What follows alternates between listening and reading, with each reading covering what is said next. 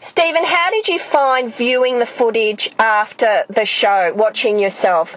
You know, the cameras sometimes capture things and people take you the wrong way or things you say, and so it definitely taught me to just be myself, and not everyone's going to like you, and I kind of learned to be okay with that.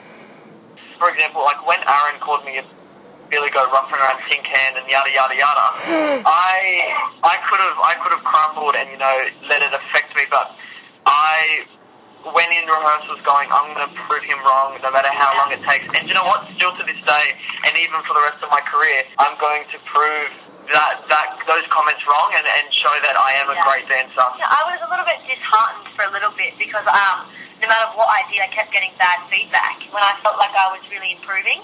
So it's just believing in yourself and remembering that it is a TV show.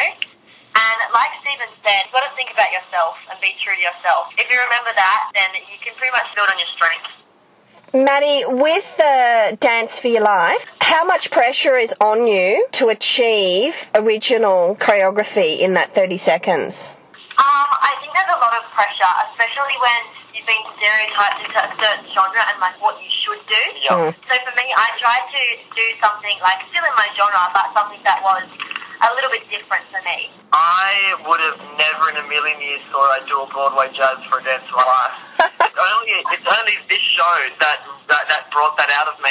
Do you think the choreographers should be drawing out the best in you, or do you think the choreographers should be challenging you? I think it's half-half. Their job is to make us look good, but at the same time, we wanted to go on this show because we want to be challenged. So I think for me especially, I had very challenging routines in genres that I wasn't comfortable in. And I was challenged at the time. It was stressful. But looking back on it now, I am so grateful for that. Stephen?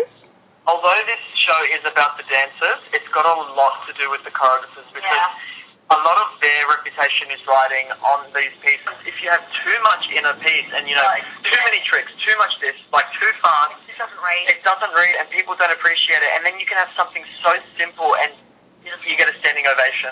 On the topic of tricks, Stedfordson competitions are now limiting the amount of tricks that you're allowed to do in one routine. How do you feel about that? I 100% agree that there should be a limit on tricks. Yes, there's some people that are absolutely amazing in tricks, and by all means put them in, but dancing is expressing how the music makes you feel.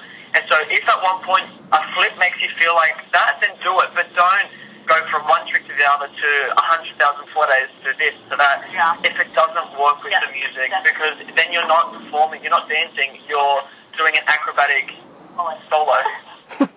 Maddie, you agree? Yeah, I agree with Stephen. When done in the right way, I think tricks are amazing. Too many of them, it just becomes boring. Maddie, Stephen, you were unbelievable on this show. Every performance, every shot we got of you, goosebumps all over. Thank you so much for sharing with us.